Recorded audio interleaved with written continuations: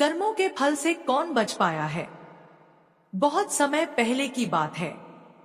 एक गांव में एक गरीब पंडित अपनी पत्नी के साथ रहता था। एक दिन पंडित कुछ काम के लिए शहर गया था और जब वह अपने गांव लौट रहा था तो उसने देखा कि रास्ते में एक चिड़िया एक रोटी को पकड़कर एक खेत में खाने की तैयारी कर रही थी। पंडित ने चिड़िया की चोंच से रोटी छीन ली। मूंग का आहार छीन जाने पर चिड़िया ने निराश होकर आकाश की तरफ देखते हुए कहा, दूसरे को दुख देना अच्छी बात नहीं है। उस दिन चिड़िया बहुत निराश हो गई। बाद में जब चिड़िया रोटी के बारे में सोचती तो पंडित को श्राप देते हुए कहती, जिस तरह तुमने मुझे निराश किया तुम भी उसी तरह एक दिन निराश होगे। रोटी के बारे में सोचते सोचते चिड़िया ने कुछ दिनों तक कुछ नहीं खाया और भूख के मारे मर गई। जबकि पंडित वह रोटी अपने घर ले गया और खुशी के साथ खा ली।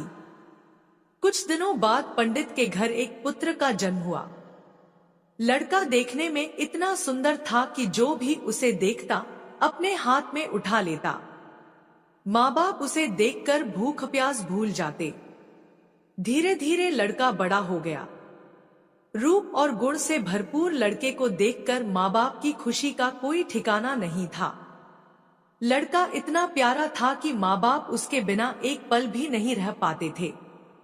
जब लड़का युवक बन गया तो विधाता की विडंबना के चलते निष्ठुर काल ने पंडित और उसकी पत्नी की खुशी छीन ली।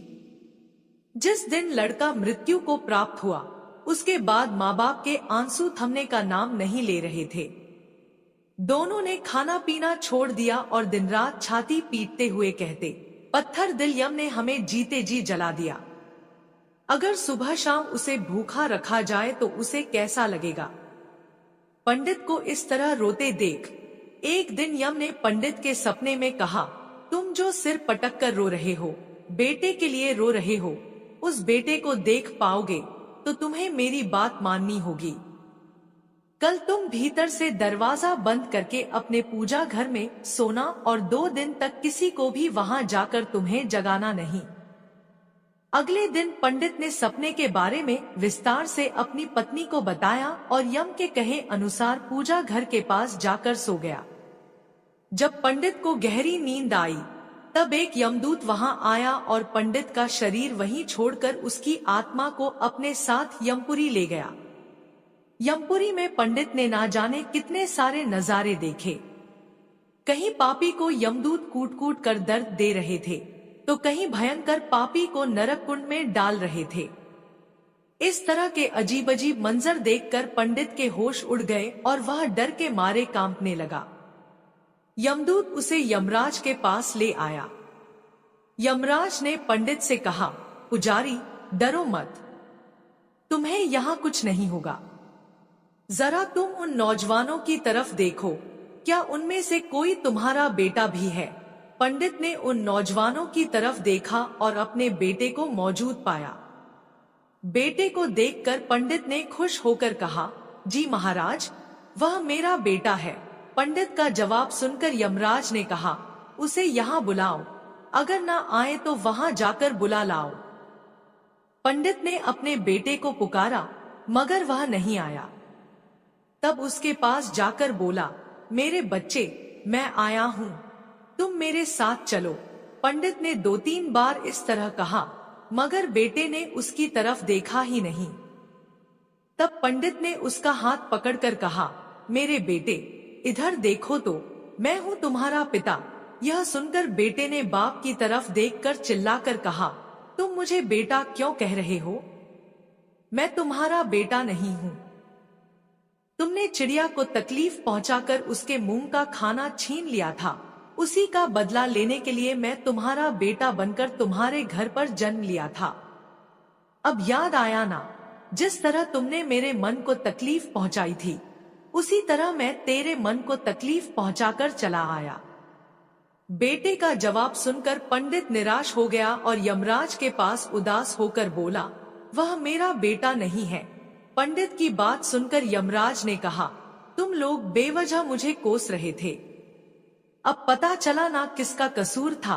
इतना कहकर यमराज ने दूत को इशारा किया और दूत पंडित की आत्मा को लेकर तुरंत उसके पूजा घर में पहुंच गया। पंडित के शरीर में उसकी आत्मा डालकर यमराज चला गया। पंडित जागते हुए अपनी पत्नी को सपने का सारा हाल बता दिया। उसके बाद पंडित ने दिवंगत बेटे की याद में आंसू बहाना बंद कर दिया। किसी को बुरा बोलना, चुगली करना, बुराई करना, जलन और ईर्ष्या का भाव रखना, यह सब आपकी तरक्की और खुशियों को रोक देते हैं और आपके जीवन में गहरा प्रभाव डालते हैं। कर्म एक ऐसी जगह है जहां हमें उसे बुलाने की जरूरत नहीं पड़ती। हमने जो पकाया होता है हमें वही मिलता है। कर्म आखिरकार सामने आता ही है। जैसा बोओगे वैसा ही पाओगे। एक गांव में दो कुत्ते रहते थे। दोनों गहरे और अच्छे मित्र थे। साथ साथ रहते और साथ सोते थे। उनमें से एक कुत्ता काला था तो उसका नाम कालू था, और दूसरा कुत्ता लाल था तो उसका नाम लालू था। एक दिन दोनों कुत्तों ने तीर्थ यात्रा करने की सोची, किंतु वे रास्ता नहीं जानते थे।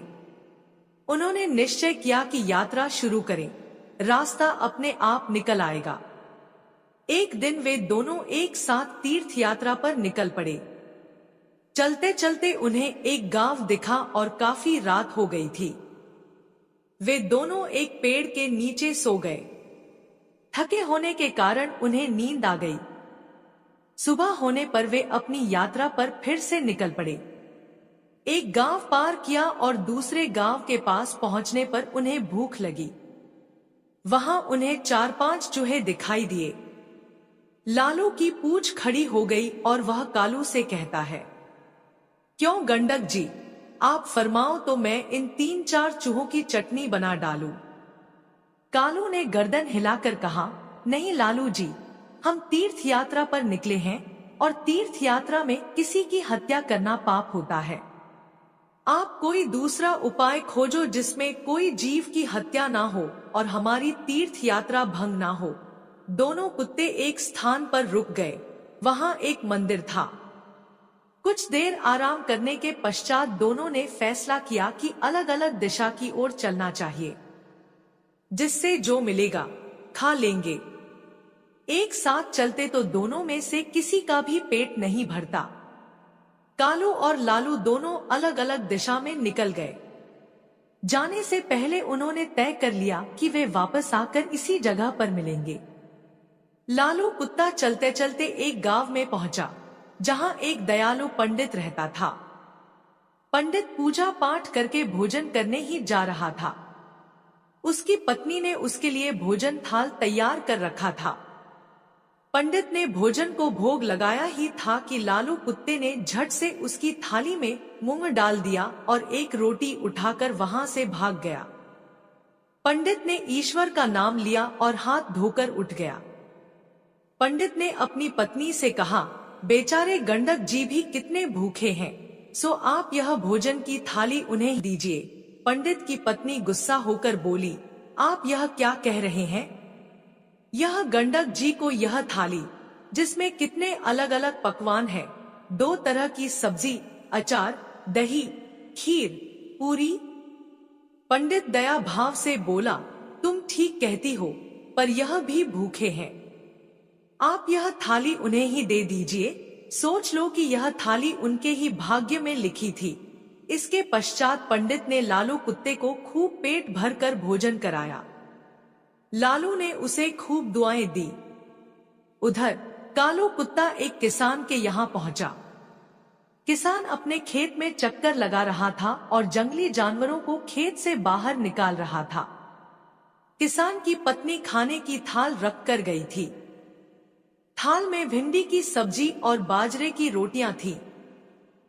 खेत का काम पूरा करके किसान खाना खाने को तैयार हुआ ही था कि कालू ने तुरंत उसके भोजन में मूंग डाला और थोड़ी सी रोटी का टुकड़ा तोड़कर भाग गया। किसान एकदम से गुस्से में आ गया। उसकी आंखें अंगारों की तरह लाल हो गईं। उसने अपनी लाठी उठाई और गाली देते हुए इतनी जोर से वार किया कि कुत्ते की कमर टूट गई। वह पीड़ा से चिल्लाने लगा। कमर टूट जाने के कारण वह भाग नहीं सका। इसी बीच उसकी कमर में 3-4 लाठियां और पड़ गईं।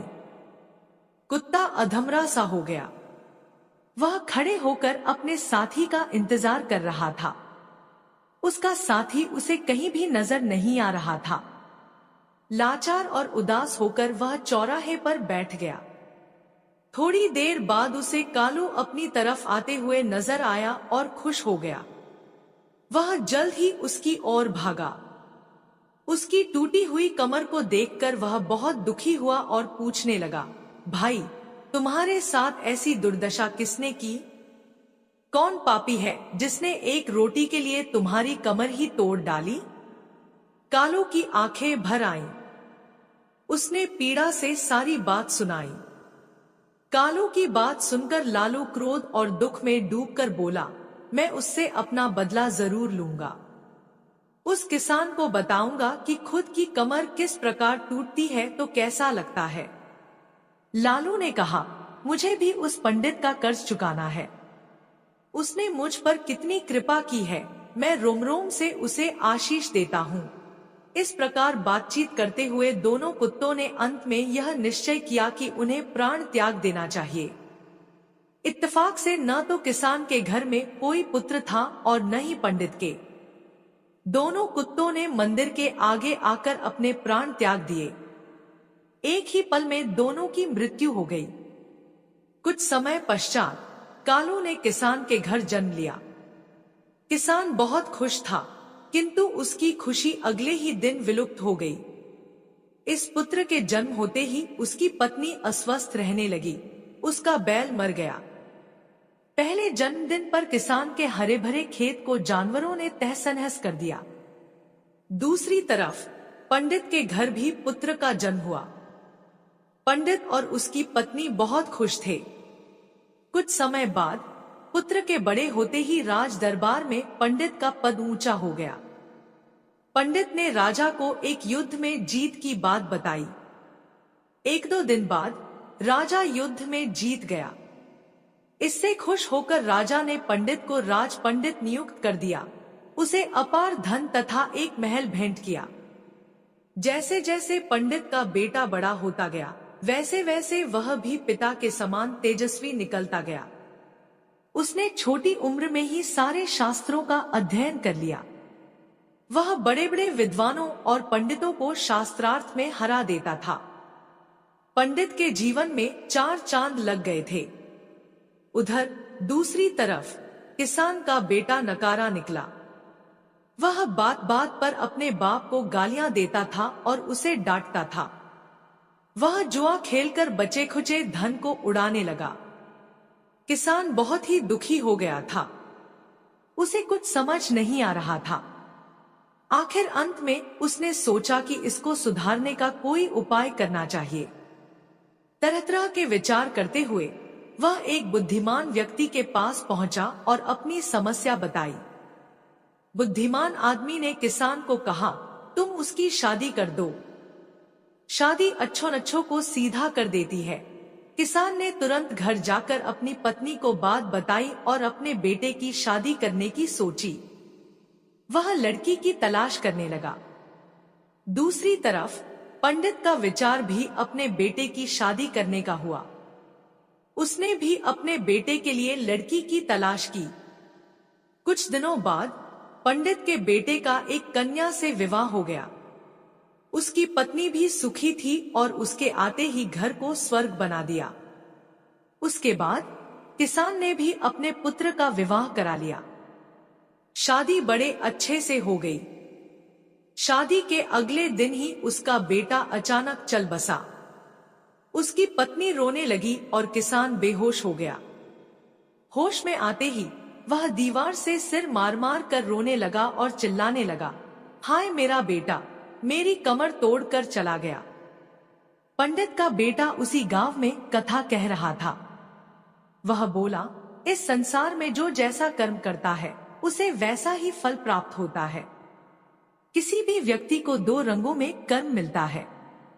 कर्म आखिरकार सामने आता है, जैसा बोओगे वैसा ही काटोगे। जल्द ही या बाद में ब्रह्मांड आपको वह परोस देगा जिसके आप हकदार हैं।